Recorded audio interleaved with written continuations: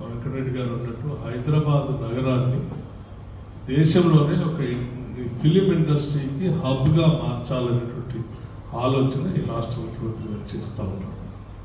సరే ఇవాళ Jubilee selection రావచ్చు, కానీ దీనికంటే ముందే దిల్రాజు గారితో మాట్లాడినప్పుడు కానీ మిగతా మంత్రులు మాట్లాడినప్పుడు కానీ చాలా స్పష్టంగా చెప్పారు. హైదరాబాద్ సంబంధించి ఇక్కడ అద్భుతమైనటువంటి ఇన్ఫ్రాస్ట్రక్చర్ ఉంది, ఇంటర్నేషనల్ ఎయిర్పోర్ట్ ఉంది, వెదర్ కండిషన్స్ బాగుంటాయి, లాంగ్వేజ్ ప్రాబ్లం ఉండదు, అన్ని రకాలైనటువంటి ప్రజానికాన్ని ఏ భాష వాళ్ళైనా కానీ దాన్ని హక్కును చేసుకొని దీన్ని డైజెస్ట్ చేసుకోగలిగినటువంటి కెపాసిటీ హైదరాబాద్ నగరానికి ఉంది.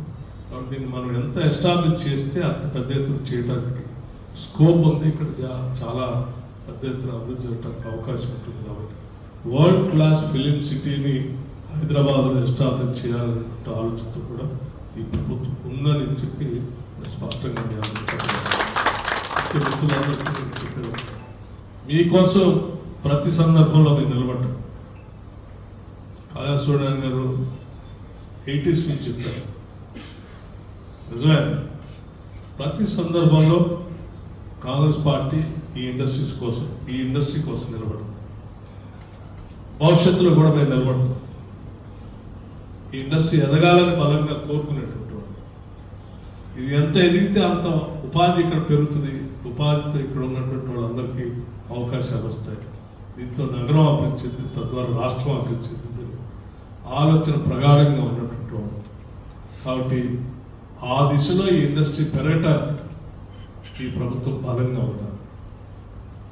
ఈ ప్రభుత్వం బలంగా ఉంటే ఈ ఇండస్ట్రీ ఇంకా బలంగా ఎదుగుతుంది.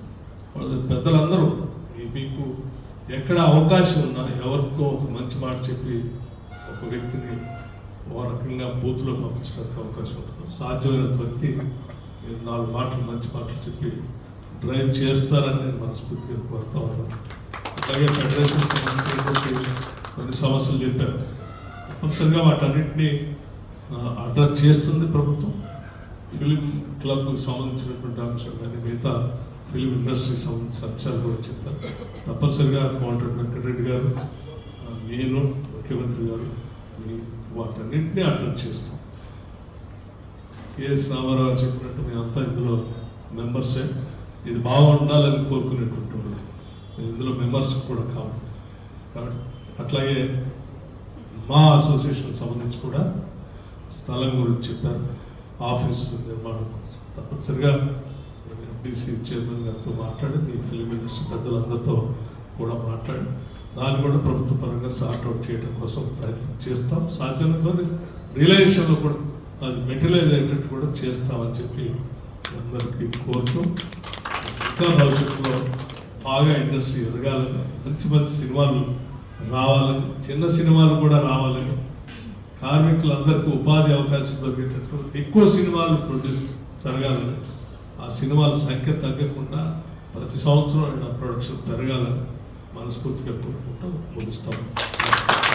అసలైన తొలి వెలుగు. ఫాలో వాట్సాప్ @తొలి వెలుగు official.